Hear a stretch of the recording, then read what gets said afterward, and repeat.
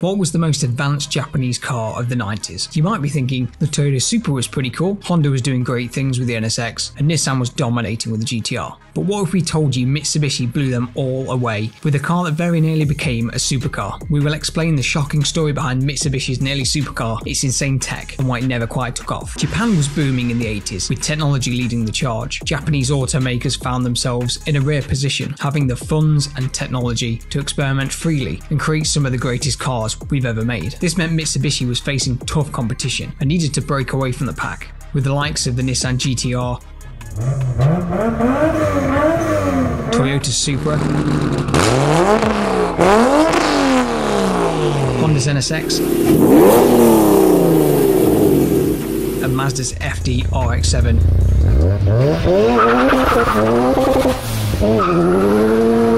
Mitsubishi needed a home run. Embracing the new wave of technology, Mitsubishi decided its car would be at the cutting edge. They set about creating a list of technologies that would elevate their car above the rest. A checklist every driver could get behind. Twin turbos was a must. Valved exhaust for quiet running and screaming revs from the same system seemed attractive. So did electronic suspension, allowing drivers to pick their preferred setup. Active aero for the front lip and rear spoiler, controlled by the car's speed, would surely get people talking. And so the plans were set. Now they had to get to work.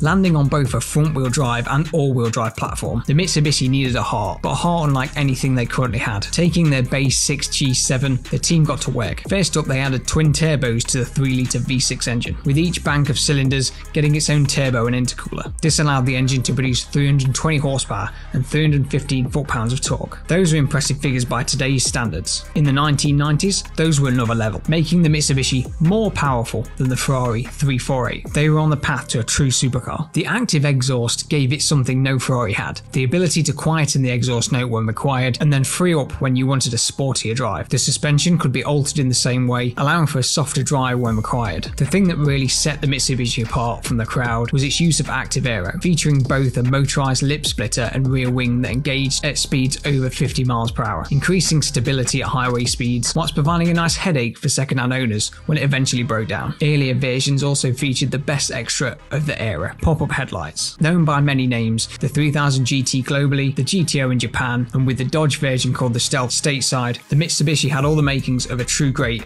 during the peak of Japanese car design, thanks in part to this groundbreaking technology. The downside to all this tech was the weight. Even the lower trim level was heavier than its competitors. Despite the praiseworthy performance of the top-spec VR4, the Mitsubishi was still a heavyweight. A midlife facelift in 1993 saw the removal of the pop-up headlights, an extra 20 brake horsepower from the engine, and a new transmission with even more changes in 1996. But the fairy tale was on the clock, and the hands were about to strike midnight. The economic success of the car's early years was behind Mitsubishi and Japan as a whole. In an attempt to save the car, much of the tech was stripped out to save costs. But the tech is what made the Mitsubishi so special. Tech that was maybe too far ahead of its time and ultimately too costly, paired with a car that was too readily available to have that limited supply draw to it. Mitsubishi did everything right with the 3000 GT, but sometimes that isn't enough. The Mitsubishi was and is an extremely capable, high-tech sports car, all the makings of a supercar. If you can find one today, expect to pay a premium. We have a video on this very car and other JDM options in the top right. Word of caution, parts might be a bit tricky to find. Something that is a little easier to find is the like button for this video. Why not hit it if you have made it this far, and subscribe so you can see more content once it's released.